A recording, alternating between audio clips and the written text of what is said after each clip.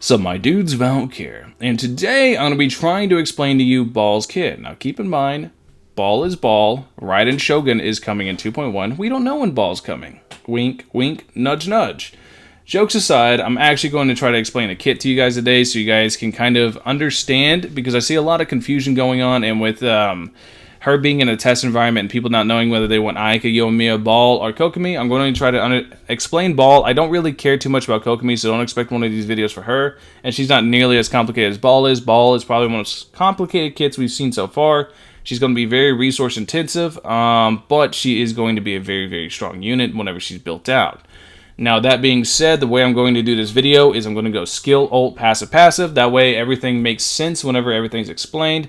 But we have to go in order because her kit, like I said, is complicated. No numbers, no images. Only thing you're going to see this video is my beautiful face looking at you.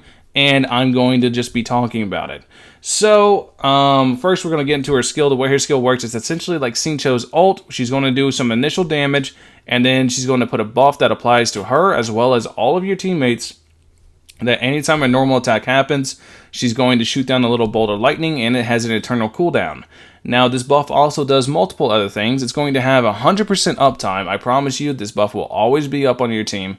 But it's going to do a multitude of things, and one of the other things it's going to do is buff your allies' ult damage based on the amount of energy they use. Now, if you're curious about the number, you can check in the pinned comment. I should have Honey Impact pinned because it is going to be my source, as always. I'm sure all of you already visit Honey, but I'm going to mention them anyways because they're such a great source for information. Anyways, next we're going to talk about her ult. Now, her ult has this thing called Resolve Stacks, and you're going to notice a recurring theme through here, but she has a thing called Resolve Stacks that basically every time your allies they use energy, the amount of energy used gets converted into resolve stacks. And the reason this is a big deal is because whenever she pops her ult, she gets a massive damage boost based on the amount of resolve stacks she gets. It caps out similar to Eula's, as well as who else has stacks? We don't really have any stack characters right now, but anybody that has stacks, essentially, it has a cap that it can reach. It's not infinite.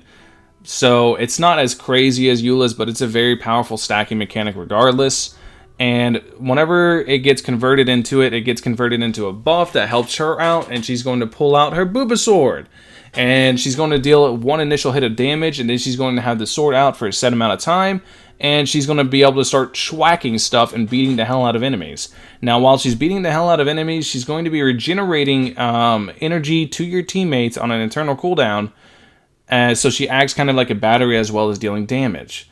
So you can see how strong that is. The Booba Blade is basically where she's kind of like Child, like I was saying before in other videos. She's going to have a pole arm, then she's going to pull out the sword and be a sword user during her ult. So that's really, really strong. Her passive one makes it to where allies, anytime they grab energy particles, it generates resolve stacks. I explained how that's so important. And it has an eternal cooldown as well. Her passive 2 makes it to where energy recharge over 100% that she has gets converted into extra energy recharge for the teammates whenever she's during her ult, because like I said, her ult generates energy, and it also gets converted into electro damage bonus. As of right now, this is all subject to change. Keep in mind, the beta environment is highly volatile. Everything's subject to change. But that's essentially how she works right now at a very, very base level. She's way more complicated than this. There's a lot of numbers that go into numbers that go into numbers. She has a lot of different things working for her, so she's a very complicated character. As we get more information, we get closer to release, or even on release. I might have to wait until then, because who knows if they do last-second changes. I will explain her kit in full detail, and that will be a very long video, but I'll be very excited to make it because I'm really excited for Baal. So that's essentially how she works in a nutshell. Now, I know a lot of you guys are going to wondering, Valk, is she a DPS? Is she going to deal damage? Is she purely a support? Like, what role does she do? What teams does she get on? Whatever.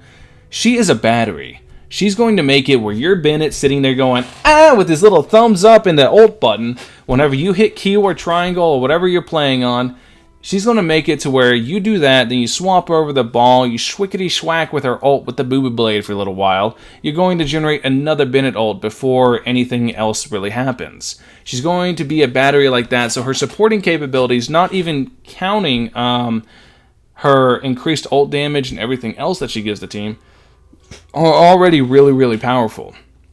She's a really, really strong support, so she's going to virtually go into any team, very similar to Zhongli, very similar to any character, really, that's in that situation. But then she also has the added bonus of being a monster DPS whenever you hit her ult button.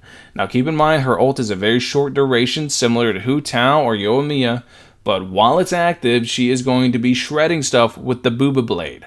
So she's going to be a very strong DPS as well as a very strong support. It's up to you whether or not you skip her or not. I don't want to tell you whether or not you should skip her, but in my opinion, she's going to be a very, very powerful character, so I would genuinely look at her.